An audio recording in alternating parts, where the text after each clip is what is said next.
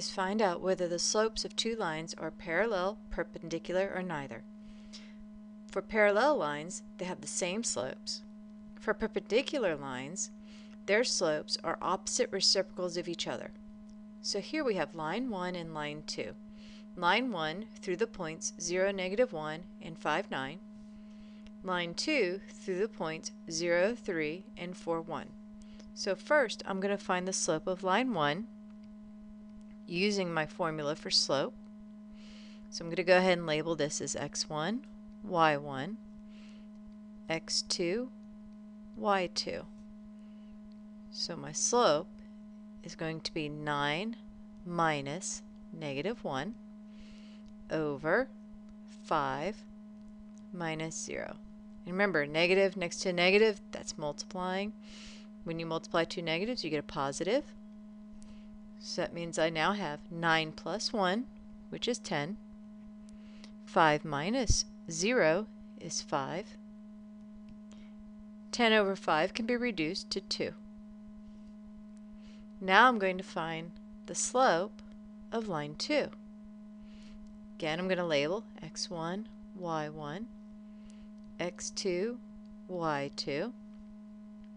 So when I use my slope formula, it's going to be 1 minus 3 over 4 minus 0. Well, 1 minus 3 is -2. 4 minus 0 is 4. And that equals -1/2. So the first thing I ask myself is this slope the same as this slope? Well, that's not true since this is 2 and this is -1/2, so they're not parallel. Now I'm going to find out if they're perpendicular. First, I have a positive number and a negative number. That's opposite. This is 2. The reciprocal of 2 is 1/2. So I see that I have the opposite reciprocals of each other, and since they are opposite reciprocals, that means that they are perpendicular.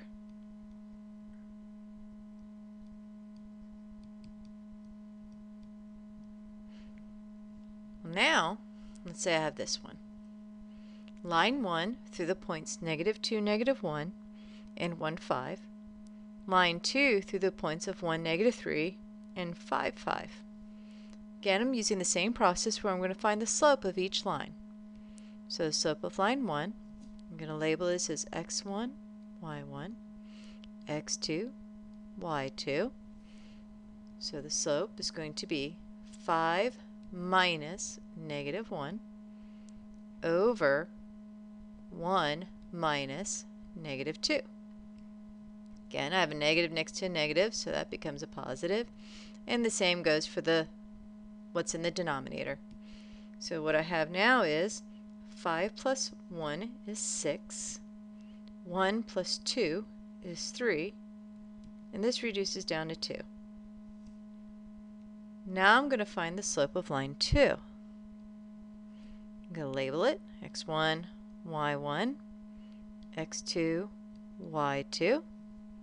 And again, using my slope formula, I got 5 minus a -3 over 5 minus 1. Negative next to a negative, again it's a positive. So that means I have 5 plus 3, which is 8. 5 minus 1 is 4, which reduces down to 2. Well, this slope is the same as the slope of line 2. Therefore, these two lines are parallel. Finally, what if we have these two lines? I'm going to do the same thing where I'm going to find the slope of line 1. It's 4, 8, and -4, 2. So again, just labeling. Then using the slope formula. So I have 2 minus 8 over -4 minus 4. 2 minus 8 is -6. -4 minus 4 is negative 8.